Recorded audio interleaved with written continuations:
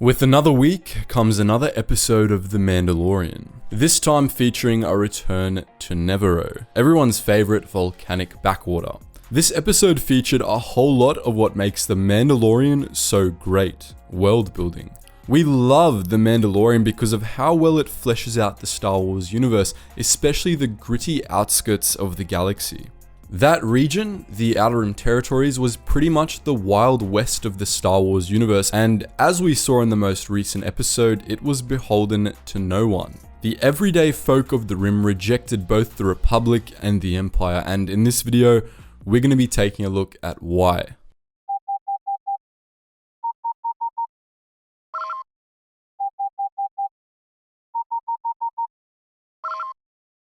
Attention, Sergeant on deck! The Star Wars galaxy was home to an estimated 100 quadrillion beings, many of whom lived on the remote colonies and backwater worlds of wild space and the Outer Rim. Few of these beings wanted to be bothered by the constant wars and political turmoil the galaxy endured.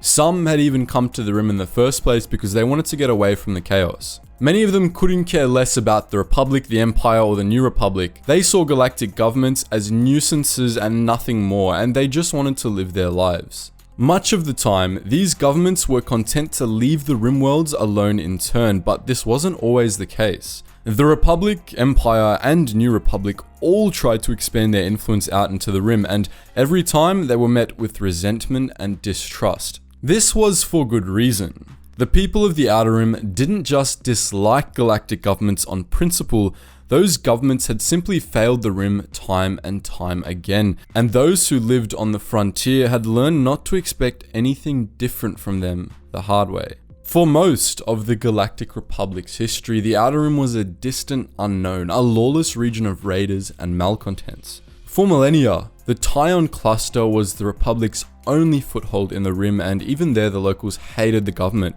which had taken the cluster by force early in its history. Those Republic ships that ventured past the borders of the Tyon cluster returned with strange tales. Some spoke of the Hutts, a slug-like race that ruled an empire south of Tyon. Others spoke of Mandalorians, Thalassians, Zygerians, and other strange bands of raiders that harassed ships traveling out in the unknown. These tales made explorers uneasy about pushing out into the Rim, and it wasn't until 15,000 BBY that the Republic really became familiar with what was out there. It was around that time that the Hutts reformed their empire into a cartel and made formal contact with the Republic, finally giving the galaxy a better glimpse of what lay beyond the fringe. But the Republic was horrified by what they found. The worlds of Hutt space and its neighbors were considered disgustingly alien by many in the Republic, and these sentiments ultimately fueled the rise of the Pius Dea cult. In around 12,000 BBY, the Pius Dea took control of the Republic and reshaped it into a theocracy. And a few years later, Supreme Chancellor Contis Spex I launched the first of many anti-alien crusades. There were 34 Pius Dea crusades in total, all directed against various alien civilizations, especially the Hutts. Though the Jedi ultimately helped oust the Pius Dea and reclaim the Republic, the Pius Dea era was nonetheless responsible for millennia of mutual distrust between the core and the Rim. Even by the time of the Empire, the legacy of this period endured. Hundreds of planets still had names with the prefix Ord, which marked them as resupply points that millennia ago had been established by the Crusaders during their genocidal campaigns. Following the end of the Pius Dea era, exploration slowed dramatically, and it wasn't until 5000 BBY that exploration of the Outer Rim resumed in earnest. This time, the Republic pushed into the Rim in good faith, seeking to undo the damage done by the Pius Dea and bring civilization to the frontier. But once again, problems arose. As the Republic expanded, it became too bloated to adequately deal with the problems on distant colonies, which often led to disaster. The most infamous case of Republic negligence in this regard was the Kunst disorders. One of the most distant Rim sectors admitted by the Republic during this period was the Kunz sector, a region ruled by near-humans from the planet Argazda.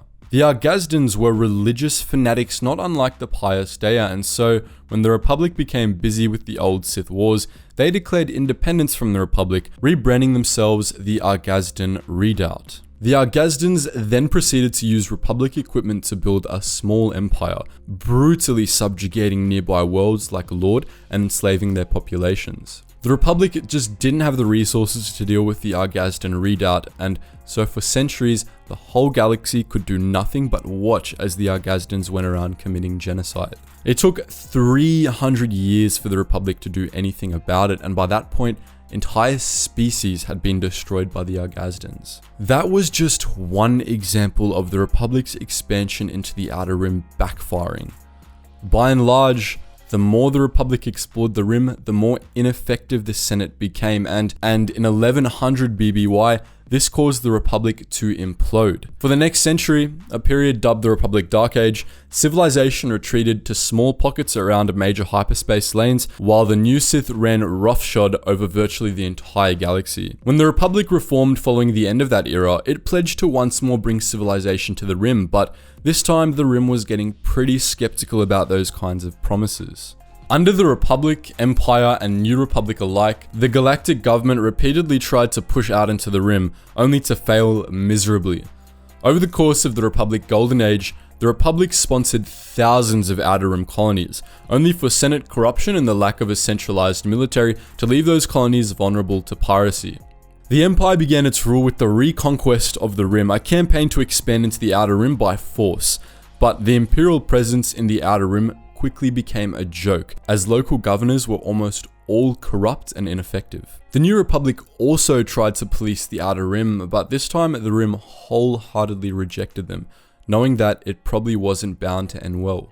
By the end of the Imperial period, the citizens of the Outer Rim were well aware of how bad galactic governments were at spreading civilization to the Rim. In the centuries past, the inhabitants of distant colonies had high hopes for Republic and Imperial expansion attempts. During the Republic Golden Age, the Outer Rim had a massive problem with piracy, and it was hoped that the Republic expansion into the Rim would help local systems fend off pirate gangs.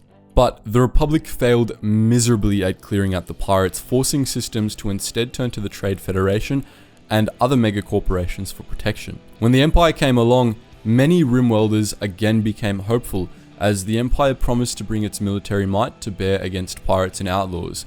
But again, their hopes were dashed when the Imperials proved to be just as bad as the Raiders. Furthermore, many Rimworlds resented galactic governments, and in particular the core worlds that ruled them, due to their nasty tendency to exploit distant colonies. For most of the Republic's history, expansion was primarily fueled by core-based corporations whose primary goal was to enrich themselves. Because of this, many of the colony worlds that they founded were devastated by corporate activity over millennia, leaving some barren and lifeless.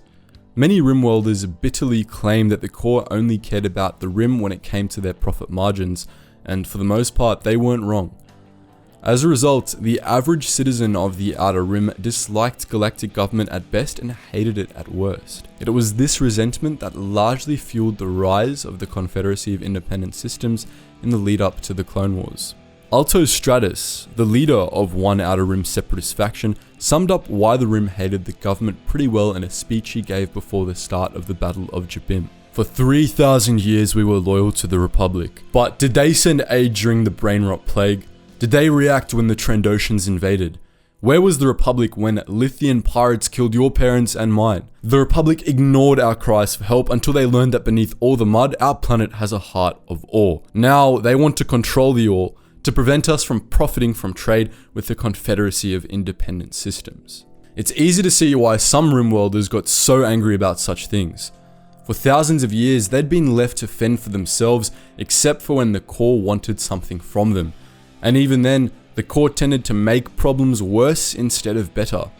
This was especially true under the Old Republic, so much so that Republic Senate became slang in some parts for anything pointless or ineffective. The worlds of the Outer Rim had to solve their problems on their own, especially worlds that were ruled by non-human species.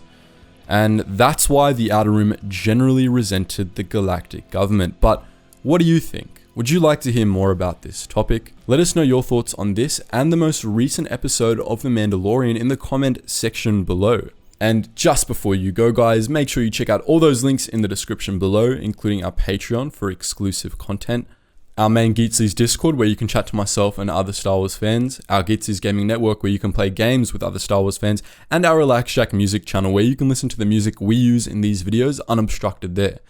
Anyways guys, as always, thank you so much for watching and I hope to see you in the next video.